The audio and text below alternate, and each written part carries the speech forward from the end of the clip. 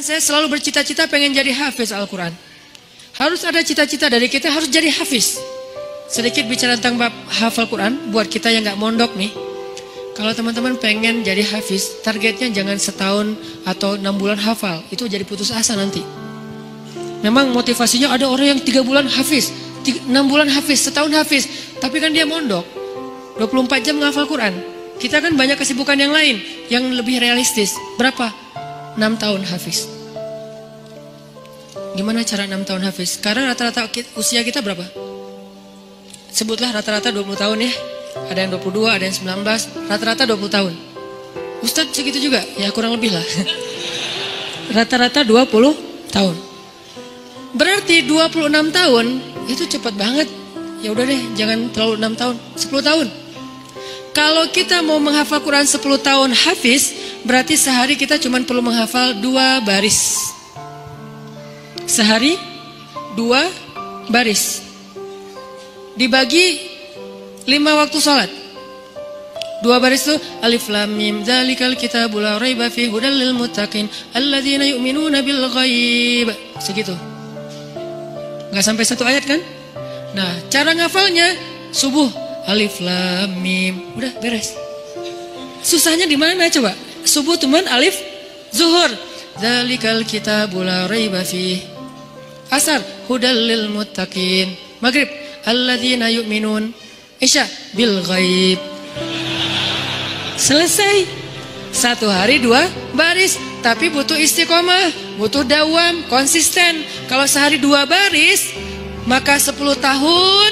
10 tahun itu gak lama loh. Saya tuh di Bandung udah 13 tahun, gak kerasa. Seolah-olah baru kemarin saya datang dari Kairo ke Bandung, sekarang udah 13 tahun, gak kerasa gitu aja. Tiba-tiba udah 13 tahun, berarti kalau saya ngafal sehari 2 baris, sekarang udah 3 tahun yang lalu udah selesai tuh. Berarti semua kita bisa jadi hafiz sebetulnya kalau udah lancar tahsinnya. Sehingga kita meninggal berstatus hafiz. Bukan untuk pamer ke orang, bukan untuk taruh di Instagram bio, hafiz Al-Quran. Itu mah bebas lah, terserah niat ya. Saya kan gak mau menjudge kan, ada orang yang menaruh gitu supaya jadi syiar. Ada yang mungkin dia riak, kalau dia riak dia rugi. Kan ngafal Quran gak gampang, masa mau dihabisin dengan hanya taruh di bio, rugi banget tuh. Nih kenapa saya sedikit masukin ke bab hafiz. Saya berharap kalau ada yang dengar ceramah ini jadi termotivasi menghafal Quran, saya dapat pahala dari yang menghafal itu.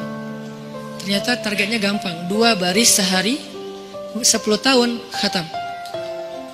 2 baris itu gampang banget. Alif, alhamdulillah. Zuhur, Rabbil Alamin. Asar, Ar-Rahman. Maghrib, Ar-Rahim. Segitu doang ngafalnya, gampang banget. Kul, Zuhur, ya. Asar, ayyuhal. Gitu doang kan, saking gampangnya. Kapan itu khatamnya Ustadz? Gak tahu pas sakaratul maut kali. Saking pendek-pendeknya.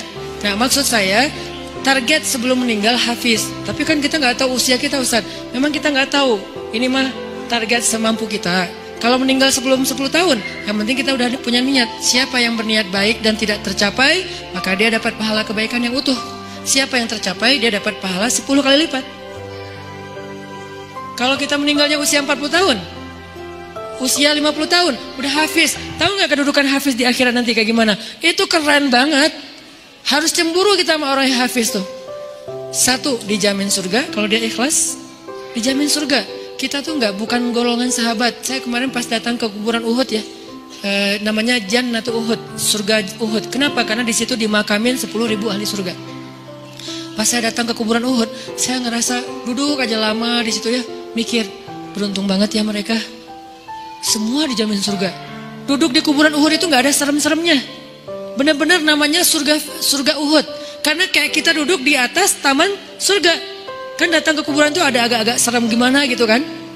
Ini nggak ada seremnya sama sekali, nyaman, merpatinya banyak, hinggap di atas kuburan-kuburan itu. Dan di atas kuburan itu kita bisa tahu beberapa, ini kuburan Sayyidah Aisyah, ini kuburannya Ibrahim anak Rasulullah, ini kuburannya Imam Malik, ini kuburannya misalnya Fatimah, ini kuburannya Ummu Kulsum, putri-putri Rasulullah. Duduk aja di atas kuburan para sahabat. Beruntung banget ya mereka dijamin surga. Kita nggak dapat kesempatan itu karena nggak sezaman dengan Nabi. Tapi kita punya kesempatan lain. Gimana? Hafiz Al-Quran, dijamin surganya. Dengan syarat ikhlas dan tidak berbuat dosa besar. Dijamin surga. 1. Kedua, bisa bawa 10 orang selain mantan ke surga. Kasihan juga ya mantan ini ya. Makanya jangan jadi mantan.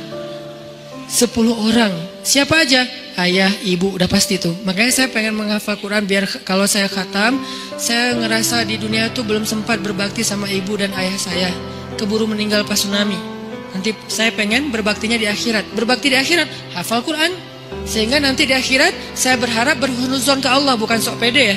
Kayak Ustaz udah paling pasti masuk surga aja. Bukan, husnuzon ke Allah. Nggak boleh sok pede. Kalau sok pede namanya mentazkiyah diri sendiri. La tuzakku anfusakum. Berhusnuzon ke Allah, Allah maha menepati janji. Saya bisa bawa, mak, yuk ikut abang. Kemana bang? Surga. Kan enak ya. Bapak, yuk ikut abang. Kemana? Surga.